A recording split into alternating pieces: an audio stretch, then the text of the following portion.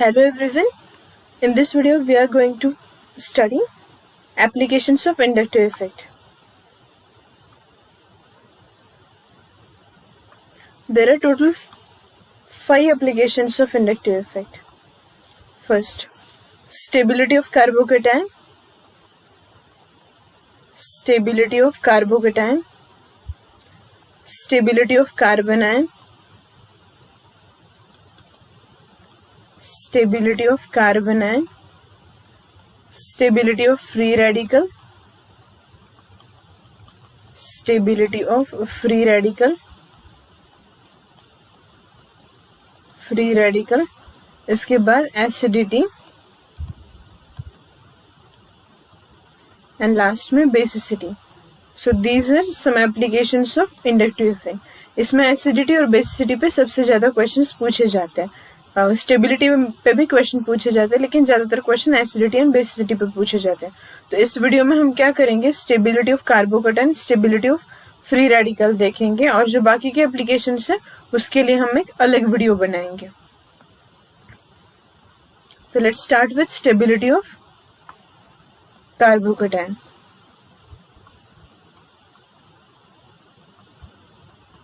Stability of carbocation, stability of carbocation.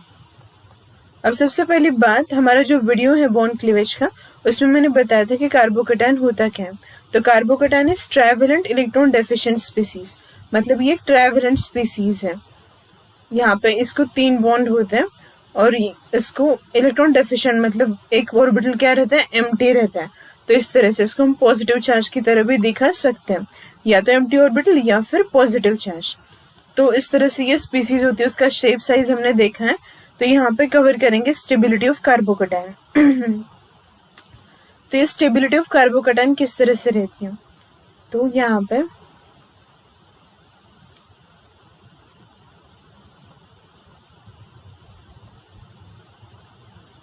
पे positive charge है,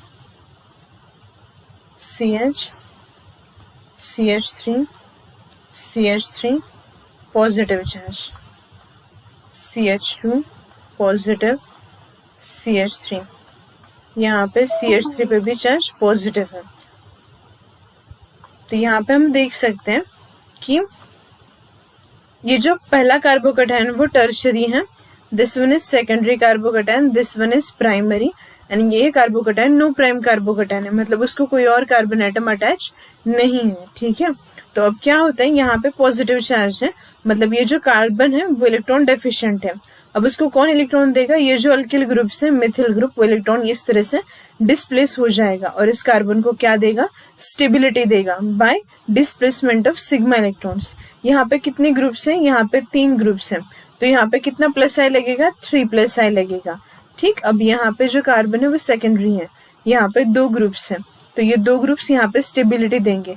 तो यहाँ पे 2 आई, यहाँ पे ओनली 1 आई, 1 आई इफेक्ट, यहाँ पे 0 आई इफेक्ट. तो इस तरह से ये स्टेबिलिटी की ऑर्डर इस तरह से है. ठीक है. सबसे ज्यादा स्टेबल होगा टर्शरी, फिर सेकेंडरी, फिर प्राइमरी एंड उसके बाद नो प्राइम. इंडक्टिव इफेक्ट के लिए बस यही एक ऑर्डर है. जब हम पूरे इफेक्ट्स डिस्कस करेंगे तो उसके बाद हम एक अलग वीडियो बनाएंगे जिसमें हम क्वेश्चंस करेंगे कि उसमें एक ही एग्जांपल में इंडक्टिव, रेजोनेंस, हाइपर कॉन्जुगेशन, इस तरह से इफेक्ट्स रहेंगे और सारे इफेक्ट्स यूज करके हम क्वेश्चन सॉल्व करेंगे.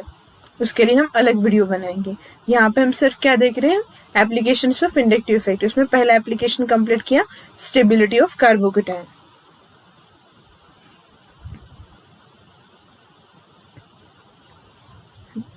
अब यहाँ पे मैं कुछ क्वेश्चन लिखती हूँ सीक्वेंस. CH2 यहाँ पे पॉजिटिव चार्ज है, यहाँ पे CH2, यहाँ पे CH2, यहाँ पे CH3, CH2 प्लस, यहाँ पे CH3. हमें बताना है कि फर्स्ट और सेकंड में विच वन इज ज्यादा stable, which one is more stable. यहाँ पे फर्स्ट लिखा है मैंने और दिस इज सेकंड. कौन सा ज्यादा स्टेबल है वो बताना है. ठीक है. तो फर्स्ट जो कार्बोकेटाइन है वो क्या है, यहाँ पे कितने R ग्रुप्स हैं, मतलब कितने कार्बन है, 3 कार्बन इलेक्ट्रॉन डोनेट कर रहे हैं. तो और यहाँ पे सिर्फ 1 कार्बन, तो ज्यादा स्टेबल कौन सा हुआ, फर्स्ट वाला. ठीक है. जितने ज्यादा डोनेटिंग एटम्स रहेंगे वो ज़्यादा स्टेबल रहता है। उसके बाद CH2, यहाँ पर प्लस चार्ज, यहाँ पे CH2 CH3, इसके बाद CH2 प्लस CH2, यहाँ पे CH2 एंड NO2। अब इन दोनों में से कौन सा ज्यादा स्टेबल रहेगा वो पूछा है। तो यहाँ पे क्या है, ये जो दो कार्बन है वो क्या कर रहे हैं, इलेक्ट्रॉन डोनेट कर रहे हैं, मतलब this ethyl group is electron donating group, plus सा इफेक्ट दिखा रहा है यहाँ पे। लेकिन यहाँ पे इस कार्बोकेटाइन को इलेक्ट्रॉन की जरूरत है, ये इलेक्ट्रॉन डेफिशिएंट है, इलेक्ट्रॉन इसको देने चाहिए, लेकिन यहाँ पे NO2 की इलेक्ट्रोनेगेटिविटी ज्यादा है तो वो खींचेगा, तो यहाँ पे माइनस सा इफेक्ट लगेगा। माइनस सा इफेक्ट लगने की वजह से क्या होता है, कार्बोकेटाइन अनस्टेबल बन जाता है। कार्बोकेटाइन एक इलेक्ट्रॉन डेफिशिएंट स्पीसीज है, उसको इलेक्ट्रॉन देने पड़ते हैं। यहाँ पे क्या हो रहा है, इलेक्ट्रॉन विड्रॉ किए जा रहे हैं। अब नेक्स्ट देखते हैं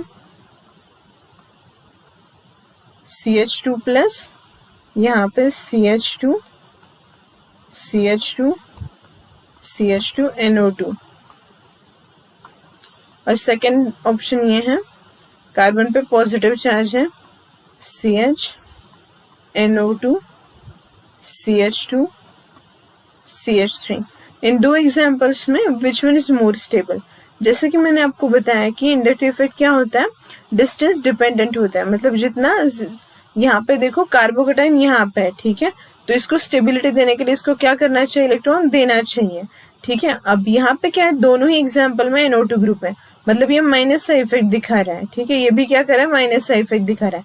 लेकिन कार्बोकेटाइन के क्लोज कौन सा NO2 ग्रुप है, ये वाला NO2 ग्रुप, तो ये क्या करेगा, ज्यादा से ज्यादा इलेक्ट्रॉन खींचेगा।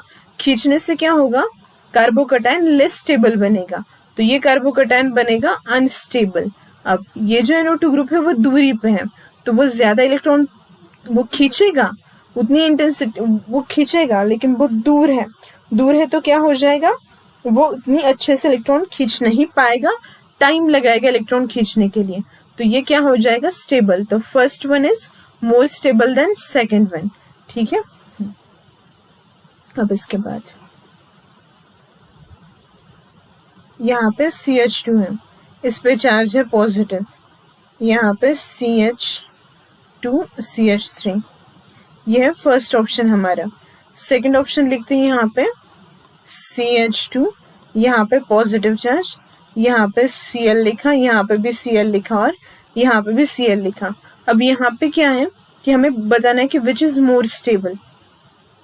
तो अब यहाँ पे ये जो ग्रुप है वो इलेक्ट्रॉन क्या कर रहा है, डोनेट कर रहा है, प्लस सा इफेक्ट दिखा रहा है यहाँ पे। लेकिन यहाँ पे Cl क्या कर रहा है, इलेक्ट्रॉन विड्रॉ कर रहा है। क्यों विड्रॉ कर रहा है, क्योंकि क्लोरीन की इलेक्ट्रोनेगेटिविटी क्या है, ज्यादा है। कार्बोकेटाइन को स्टेबल करने के लिए इलेक्ट्रॉन डोनेटिंग ग्रुप की जरूरत होती है, ये खींच रहा है, तो यहाँ पे पहला ज्यादा स्टेबल होगा एंड दूसरा कम स्टेबल होगा। नेक्स्ट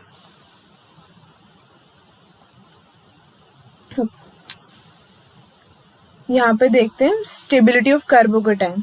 इसके लिए हम एक शॉर्ट ट्रिक लिखते हैं, स्टेबिलिटी ऑफ कार्बोकेटाइन। कार्बोकेटाइन ये डिपेंड किस पे करेगा, डायरेक्टली प्रोपोर्शनल टू प्लस सा effect and inversely proportional to minus सा इफेक्ट, मतलब directly proportional to electron donating group and inversely proportional to electron withdrawing group. Carbocation को अगर स्टेबलाइज करना है तो इलेक्ट्रॉन डोनेटिंग ग्रुप होना चाहिए, और कार्बोकेटाइन को अगर अनस्टेबल करना है तो इलेक्ट्रॉन विड्रॉइंग ग्रुप चाहिए, ठीक है। तो ये बहुत ज्यादा इंपॉर्टेंट है, ये आप ये याद रखना पड़ेगा, ठीक है। तो यहाँ पे हमने देखा स्टेबिलिटी ऑफ कार्बोकेटाइन और कुछ एग्जांपल्स। इसके आगे देखते हैं stability of free radical.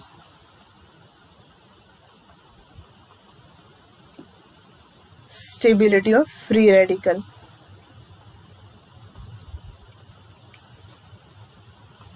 Free radical क्या होता है, ये भी ट्राइवेलेंट स्पीसीज ही होती है, लेकिन यहाँ पे वैलेंस इलेक्ट्रॉन्स कितने होते हैं, 7 होते हैं। तो इसका ऑक्टेट कंप्लीट करने के लिए सिर्फ एक इलेक्ट्रॉन की जरूरत है, मतलब ये कार्बोकेटाइन से थोड़ा ज्यादा स्टेबल मतलब उसके पास एक ज्यादा इलेक्ट्रॉन होता है कार्बोकेटाइन से। तब यहाँ पे देखते हैं ऑर्डर, यहाँ पे कार्बन उस पे रेडिकल है, इसको भी क्या होता है, स्टेबिलिटी जो होती है वो डायरेक्टली प्रोपोर्शनल टू प्लस सा effect, inversely proportional to minus सा effect, directly proportional to electron donating group inversely proportional to electron withdrawing group tertiary. उसके बाद यहाँ पे दो CH3 ग्रुप्स होते हैं, यहाँ पे CH2 पे रेडिकल होता है, यहाँ पे CH3 और लास्ट में CH3 रेडिकल, इस तरह से। ठीक है, तो यहाँ पे क्या हुआ, ये जो 3 ग्रुप्स हैं ये क्या करते हैं, इलेक्ट्रॉन डोनेट करते हैं इस कार्बन को। तो यहाँ पे कितने इफेक्ट हुआ, 3+ आई इफेक्ट। यहाँ पे 2 अल्किल ग्रुप है तो 2+ आई इफेक्ट। यहाँ पे 1 अल्किल ग्रुप तो 1+ आई इफेक्ट। और यहाँ पे 0+ आई इफेक्ट, क्योंकि हाइड्रोजन इलेक्ट्रॉन सब मतलब वो इलेक्ट्रॉन देता भी नहीं है और लेता भी नहीं है। तो यहाँ पे सबसे ज्यादा स्टेबल टर्शरी, उसके बाद सेकेंडरी, उसके बाद प्राइमरी एंड सबसे लास्ट में नो प्राइम कार्बोकैटायन आएगा, नो प्राइम फ्री रेडिकल आएगा। कुछ क्वेश्चंस करते हैं। यहाँ पे भी स्टेबिलिटी ऑर्डर कार्बोकैटायन की तरह ही रहेगी। CH2 पे यहाँ पे रेडिकल है CH2 CH3,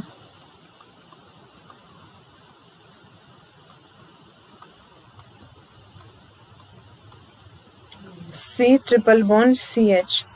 अब यहाँ पे देखो ये जो ग्रुप है वो अल्किल ग्रुप है, ये इलेक्ट्रॉन डोनेट कर रहा है, ठीक है, प्लस आई इफेक्ट दिखा रहा है। लेकिन यहाँ पे जो C ट्रिपल बॉन्ड H है, यहाँ पे जो कार्बन है इसका हाइब्रिडाइजेशन है sp, तो इसका परसेंटेज कैरेक्टर क्या करता है, इंक्रीज करता है और माइनस आई इफेक्ट बढ़ेगा। माइनस आई इफेक्ट बढ़ेगा तो ये इलेक्ट्रॉन खींचेगा, यहाँ पे ये स्टेबिलिटी नहीं देगा फ्री रेडिकल को, ठीक है, इसलिए ज्यादा स्टेबल होगा फर्स्ट वाला।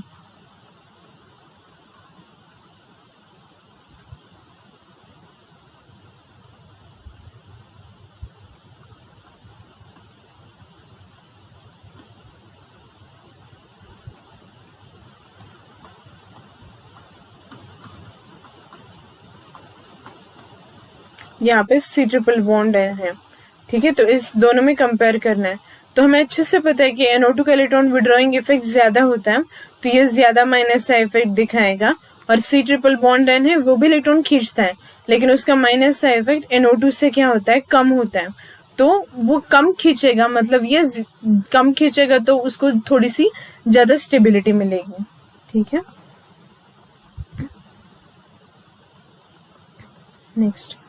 Next third application, stability of carbon ion. Stability of carbon ion, stability of carbon ion.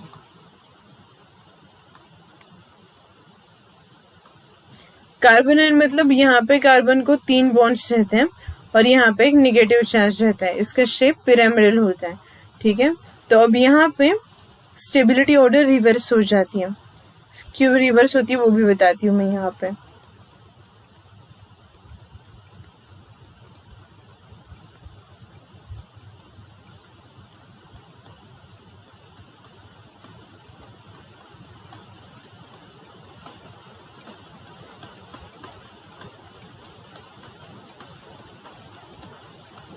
अब देखो यहाँ पे क्या है, कार्बन पे नेगेटिव चार्ज है। नेगेटिव चार्ज मतलब कार्बन इलेक्ट्रॉन रिच है, रिच नहीं बोल सकते, लेकिन उसका जो ऑक्टेट है वो कंप्लीट है, उसके इलेक्ट्रॉन की जरूरत नहीं है। लेकिन यहाँ पे क्या हो रहा है, टर्शरी में जबरदस्ती इलेक्ट्रॉन दिए जा रहे हैं। वो बोल रहा है कि मेरा ऑक्टेट कंप्लीट है।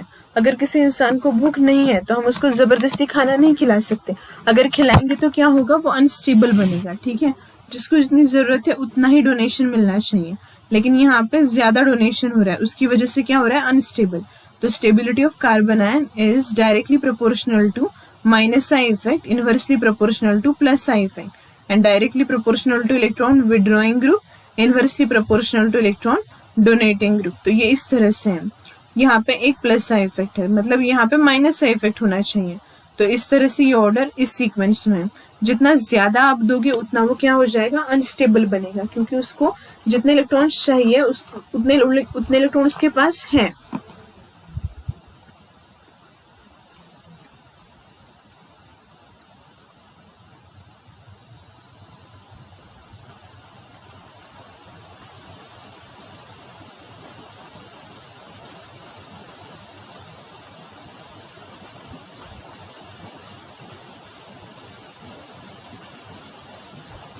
यहाँ पे NO2 ग्रुप है। तो क्या होता है, यहाँ पे नेगेटिव चार्ज है तो इसको स्टेबिलिटी कौन देगा, प्लस आई इफेक्ट देगा इस तरीके से। और यहाँ पे CH2 माइनस है तो ये CH2 माइनस क्या कर, CH2 माइनस है लेकिन इसको अटैच क्या है, NO2 ग्रुप, तो NO2 ग्रुप इलेक्ट्रॉन विड्रॉ करेगा, माइनस आई इफेक्ट लगेगा और यहाँ पे प्लस आई इफेक्ट लगेगा। ये बोल रहा है कार्बन आयन कि अरे यार मेरे पास इलेक्ट्रॉन है, जितने चाहिए उतने हैं, आप दो मत, वो जबरदस्ती दिया जा रहा है अल्किल ग्रुप, तो ये क्या हो जाएगा, अनस्टेबल। और यहाँ पे क्या हो रहा है, ज्यादा इलेक्ट्रॉन्स है तो उसको खींच रहा है, मतलब उसको स्टेबल बना रहा है, तो second one is more stable. तो इस वीडियो में हमने देखा carbocation, stability of carbocation, carbon ion and free radical. कुछ क्वेश्चंस करते हैं।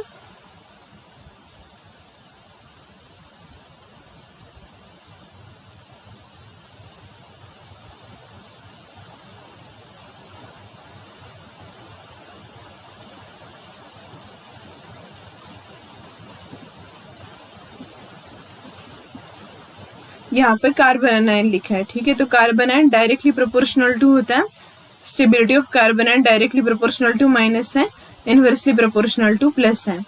तो अब यहाँ पे क्या देखना है हमें, देखो ये जो कार्बन आयन है वो सेकेंडरी कार्बन आयन है, ये टर्शरी कार्बन आयन है और ये प्राइमरी कार्बन आयन है, ठीक है। तो हमने क्या देखा था, सेकेंडरी में 2 प्लस आई लगेगा, यहाँ पे 2 प्लस आई इफेक्ट्स, यहाँ पे 3 प्लस आई इफेक्ट्स एंड यहाँ पे ओनली 1 प्लस आई इफेक्ट। तो क्या हुआ, यहाँ पे स्टेबिलिटी सबसे ज्यादा किसकी होगी, ये इसको हम लिखते हैं ABC, तो C is more stable, then उसके बाद A लिखना पड़ेगा और उसके बाद B, CAB, ठीक है। तो इस तरह से यहाँ पे उसकी स्टेबिलिटी ऑर्डर रहेगी कार्बन आयन की।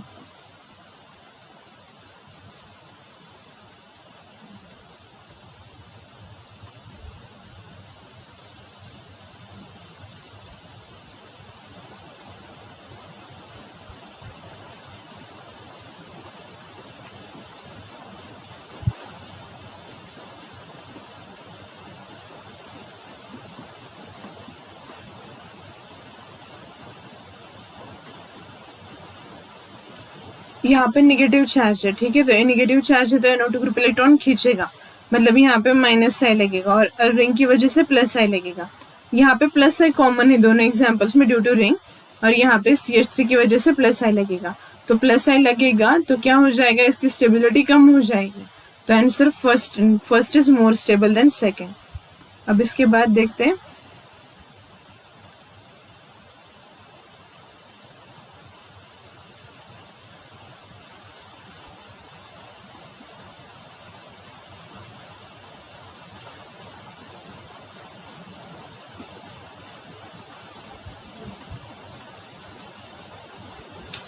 यहाँ पे कुछ रिंग्स हैं जिसमें मैंने फर्स्ट जो रिंग, फर्स्ट कार्बोकैटायन है इसको A बोलते हैं, सेकंड B और third C।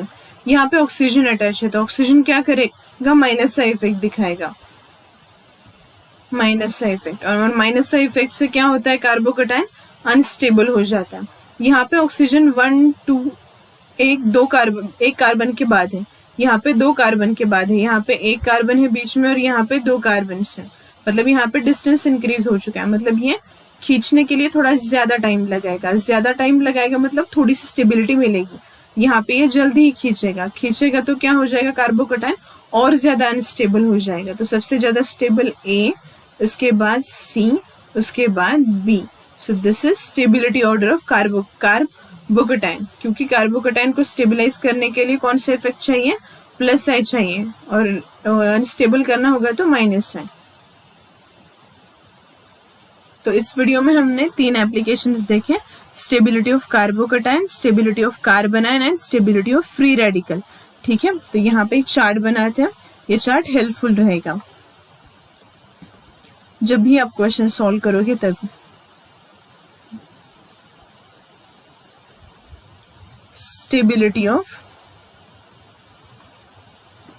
Stability of carbon ion directly proportional to electron withdrawing group, inversely proportional to electron donating group, मतलब यहाँ पे माइनस आई इफेक्ट होना चाहिए, प्लस आई नहीं होना चाहिए। Stability of carbocation directly proportional to electron donating group, inversely proportional to electron withdrawing group directly proportional to plus sign, inversely proportional to minus sign. Stability of free radical directly proportional to electron donating group, inversely proportional to electron withdrawing group, directly plus psi को होगा और inversely minus psi को होगा. So this is stability order. इस तरह से हम compare कर सकते हैं. तो इस वीडियो में कुछ क्वेश्चंस किए और कंसेप्ट देखा. Okay, thank you.